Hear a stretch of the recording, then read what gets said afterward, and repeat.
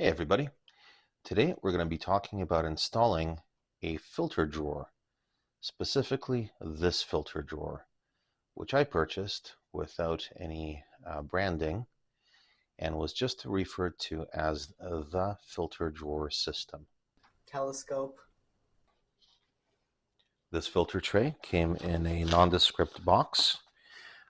It was sold with either 1¼ inch or 2-inch filter drawers. I ordered the 1¼ and I got 2 additional 2-inch filter drawers since I use both sizes of filters.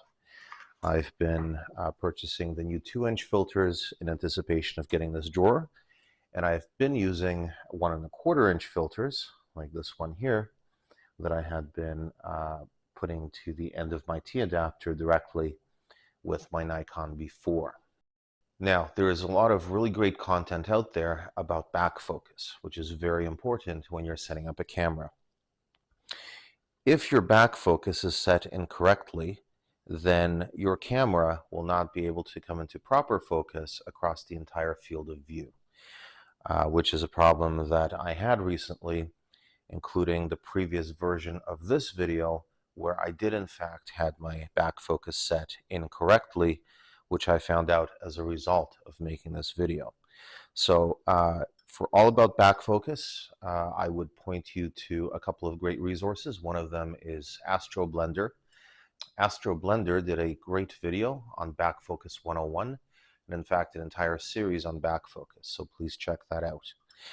Now, another one is a great blog by OPT Telescopes. Now, they unfortunately are going out of business and have been procured by Agena Astro or Agena Astro, and they're migrating all of their content to a new location. But while it's still up, OPT Telescopes blog on back focus gives some great examples of what happens if your back focus is not set correctly, as mine was not.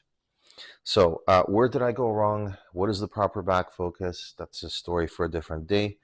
So the correct back focus for this camera, running with a Celestron that has a f6.3 focal reducer, requires the following components. There's a T adapter, a 21mm spacer, a 16.5mm spacer, and the spacer that came with the camera, which is 11mm. All right, that said, the filter drawer itself is 16.5mm, which means that it should fit nicely in the space of this 16.5mm spacer that's currently on my imaging train. So to make that swap is fairly easy. We just unscrew the 21mm adapter onwards. The 21mm adapter onwards already has a adapter from size 48 to size M42. Right, that's this little adapter here. If I can unscrew that.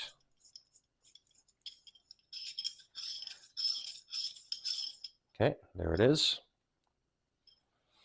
I'm going to put it back on since we are going to need it in order to install the filter tray. And to install the filter tray has an M48 opening, which fits nicely into this adapter.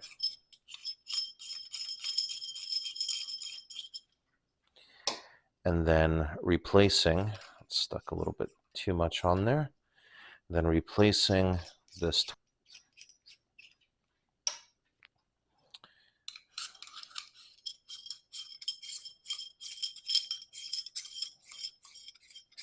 There we go. Then back onto the scope. Easy enough. So now we have a filter tray or a filter drawer that goes into this filter drawer system. And as I mentioned, it comes with 2 drawers. So I had 2 of these 2-inch and now 2 of these 1¼ inch. The 1¼ inch, you can fit a 1¼ inch filter. And then here we go. It slides right in. Now this is magnetically held, so it will not fall out. I have not had any issues with light seeping in, although I'm sure if I was shooting in the daylight, that might be a problem. So something to keep an eye on, whether or not there's any light seepage due to this filter drawer. No problems yet.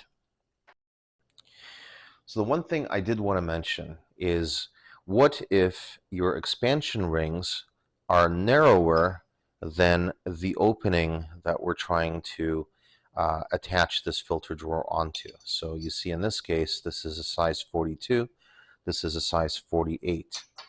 Now, if we were to use this spacer,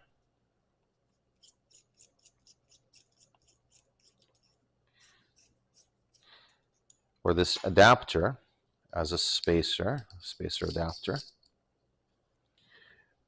this spacer slash adapter is wider than these rings. So if we try to mount it, eventually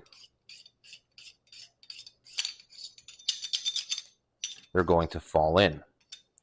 So in order to get around that, there are these supplied spacer rings. Now, it just so happens that I think these are either 1 millimeter or 0.5 millimeter, so they will change the back focus slightly. But the nice thing about them is that they are metal, and then they are wider than the opening of the filter drawer. So by putting one of these rings on before we put on the adapter, now we can screw on the adapter right up to the point of the ring, which will keep everything from falling in and keep the whole assembly tight. And there we go. Well, that's it. I'm going to reassemble this, pop it back onto my telescope, and go do some astrophotography. Well, let's plug this in.